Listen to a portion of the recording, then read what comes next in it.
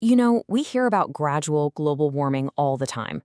But have you ever stopped to think about what happens when the highly complex climate models we rely on to predict our future food supply completely miss the biggest threat hiding in plain sight?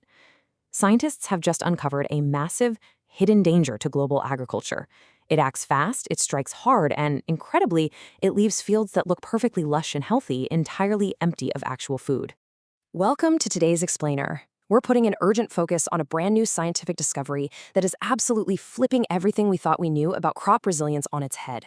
We're zeroing in on India's food security alert to unpack exactly how extreme heat is secretly devastating rice crops.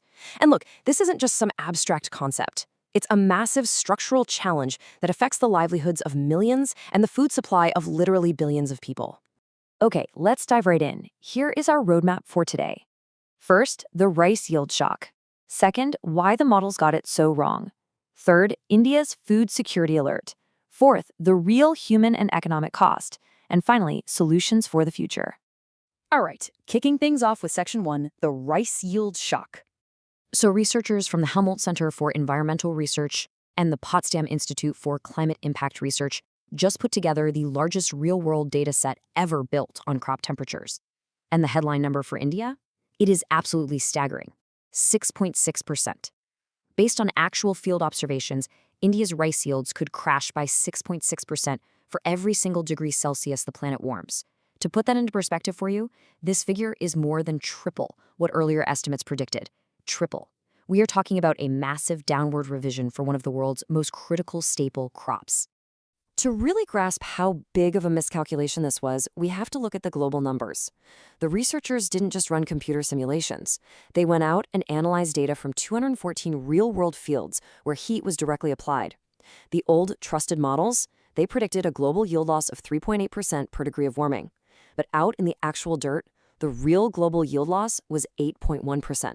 The models essentially underestimated the damage by more than half. No way around it, that's a huge miss.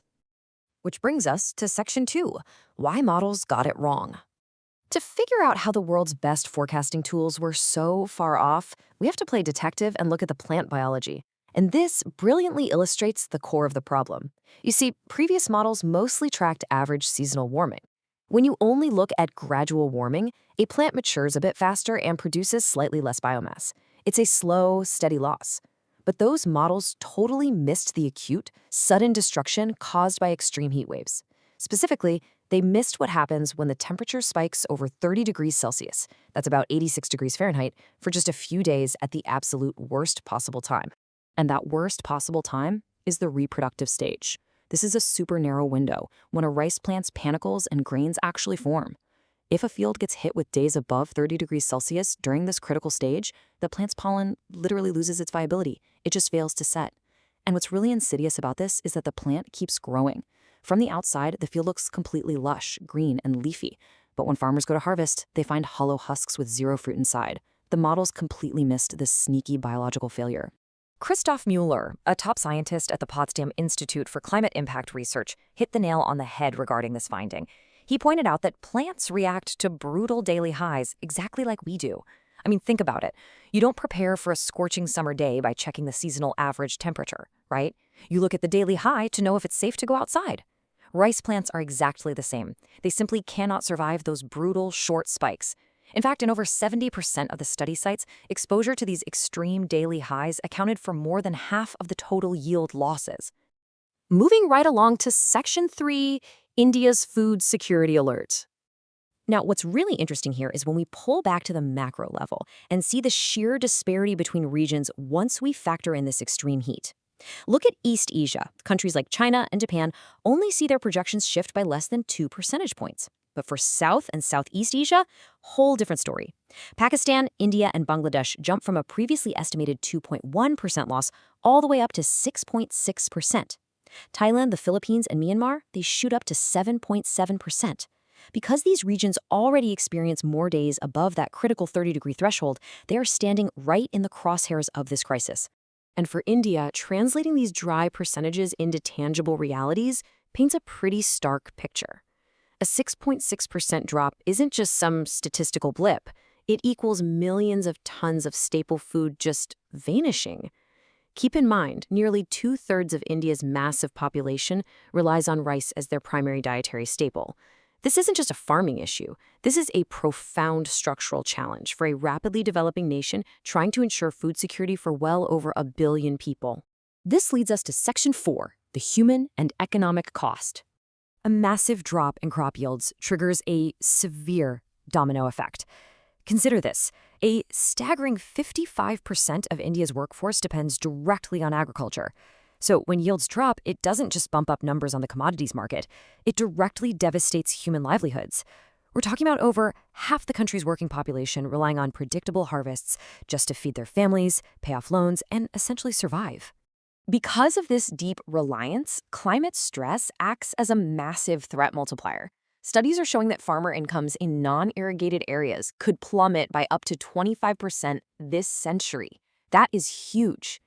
This rising economic precariousness, mixed with uneven monsoons and intense heat, naturally fosters a lot of anxiety. Reports from the American Security Project actually highlight how these very climate anxieties have shadowed the massive farmer protest in New Delhi over market reforms.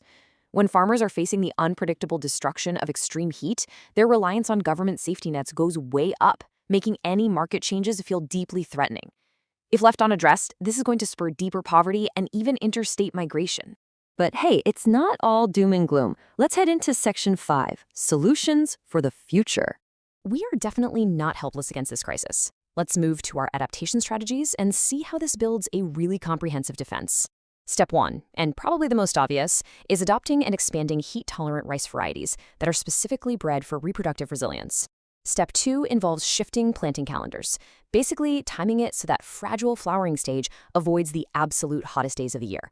Step 3 is improving irrigation to physically cool the environment around the plants. And Step 4 is enhancing the actual quality of the soil beneath the crops. And speaking of soil quality, the researchers found a truly surprising positive fact in all their data. When they looked at every single variable, climate conditions, fertilizer use, farming practices, soil quality emerged as the absolute strongest predictor of whether a crop would survive extreme heat. Fields with high organic matter and a good clay content showed incredible resilience. So investing in basic, foundational soil health might actually be our best armor against these spiking temperatures. Finally, our conclusion. So the crucial point is this. Our understanding of climate impacts on agriculture has been fundamentally flawed for years by focusing on averages instead of extremes. By recognizing that sudden heat waves over 30 degrees Celsius are the real crop killers, especially in highly vulnerable regions like India, we can finally design the right adaptation strategies. We now know the biological mechanism, we understand the heavy socioeconomic stakes, and most importantly, we have the solutions. The real challenge now is speed and implementation. Will we adapt our farming systems, improve our soil, and shift our practices in time, or will extreme heat outpace our harvests? If you found this update helpful, please hit the like button and share this video with fellow members. For more deep dives into the latest environmental regulations and industrial news, subscribe to our channel and turn on notifications. See you in the next one.